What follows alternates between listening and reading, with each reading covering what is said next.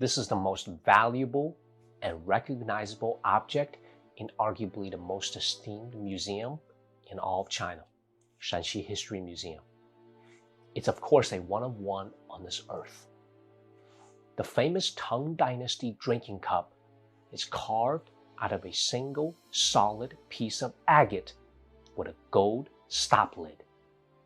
To give you an idea of how famous and important this piece is, the highest tier of artifacts are called National Tier 1 treasures. And from that group, in the year 2003, the State Council selected 64 items forbidden to ever leave the country. This is one of those 64. In fact, this one not only can't leave the country, it can't even leave this museum to be loaned to another museum. Now, why is this such an important artifact? This is the third episode in our Shanxi History Museum series, and unlike the first two episodes that feature solid gold objects from the famous Hejia Village treasures, agate itself is not a particularly rare precious metal.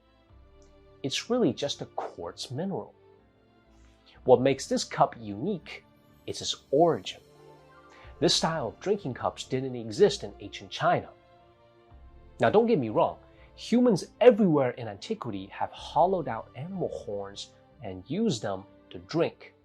But this style where the liquid is funneled through a small opening is something used by ancient Greeks and Persians and brought over via the Silk Road into the Tang Dynasty. And all others shaped like this found elsewhere in the world, primarily Central Asia, are made out of ivory, ceramic, or even early versions of glass. You see, with those, you can mold the clay into the shape, whereas this one is the only one on this earth hand-carved out of a solid stone like agate, which again was used by ancient Greeks. The fact that it is solid stone makes the craftsmanship process much more difficult. You didn't have drills or electricity 1,300 years ago. They would have to hollow out by hand this natural piece of agate. The curving of this cup is flawlessly gradual, and look at the horns of this ox. The space underneath is also carved out by hand. The level of craftsmanship needed to do this is insane. One mistake during production, one crack, the whole thing is wasted. That's why there is this running joke. This cup can buy half of Hong Kong. Now, even today, we don't know where this was made. Was it made by a Tang Dynasty artisan within the borders of China? Or was it brought in to the capital, Chang'an, via the Silk Road? Perhaps made as early as the 3rd century AD. We don't have the answers because whoever left the famous Hejia Village treasures didn't leave a note. They buried the treasures in these 3 jars, presumably expecting to come back one day and dig them up, and then disappeared into the pages of history. Let's journey even deeper into this mystery. It took more than 300 kilos of gold to make this. Just the gold melt value alone is almost $20 million at today's spot price. It's absolutely insane. The dragon boat depicts the Qianlong Emperor traveling on an inspection tour, and there are more than 300 people in his entourage, from musicians that entertain him to his consorts to his trusted officials. No two figures are identical, and they're all hand-carved. Now look at this one here, 118 kilograms of gold to make this beautiful mountain and river scene.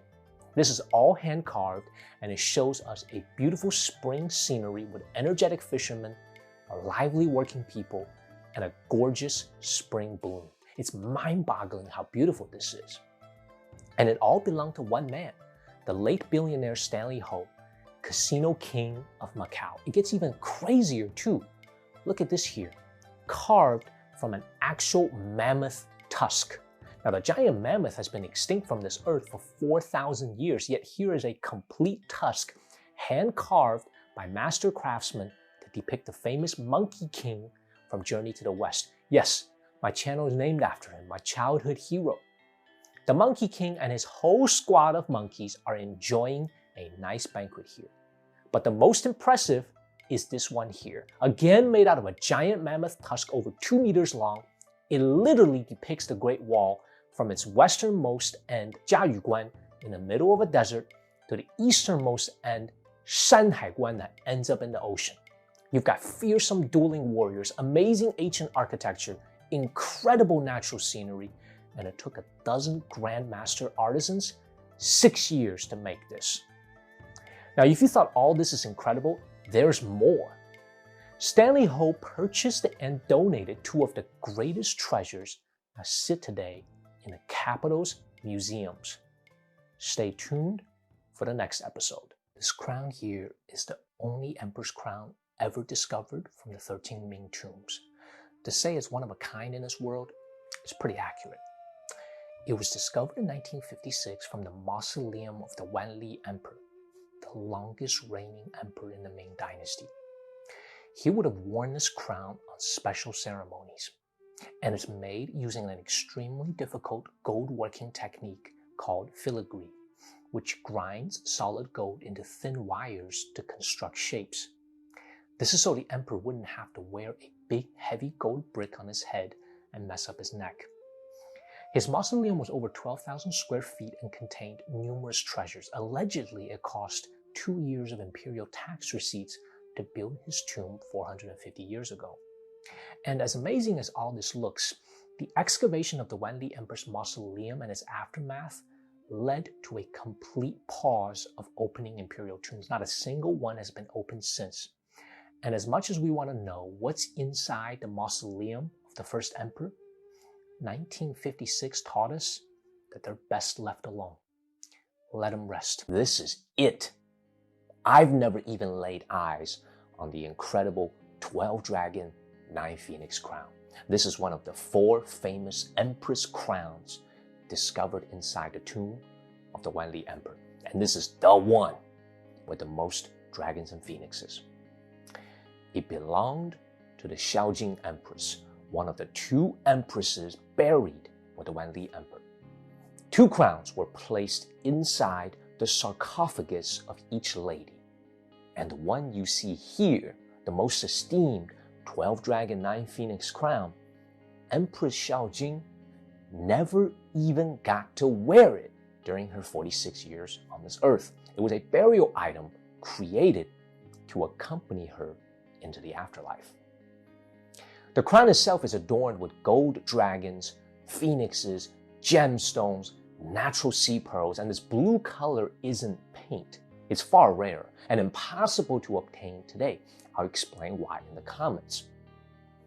Now, Emperor Xiaojing's son ascended to the throne when the Wanli Emperor passed away. Perhaps this explains why she received the fanciest crown. When the tomb was opened in 1956, the crown looked nothing like what you see in front of you. It had essentially disintegrated, but the gold and gemstones survived, and the best restoration experts spent the next few years putting it back together. It's so fragile, this is why it's rarely on display. Hence, I'm seeing it for the first time along with the audience of this episode. The crown was displayed as a part of a special paid exhibit in the Chengdu Museum, along with other very beautiful diamond, jewelry, and fashion accessories from the greatest European names, such as Van Cleef and Cartier. It's an exhibit of East meets West, and also the first time in history that the 12-dragon 9-phoenix crown has ever left Beijing, the capital. Now, the ladies have their gorgeous crowns, but the Wanli Emperor wasn't buried with a sack of potatoes. He had some astounding jewelry himself, including the Emperor's crown. You gotta go check out that episode I made on the incredible gold Wanli crown.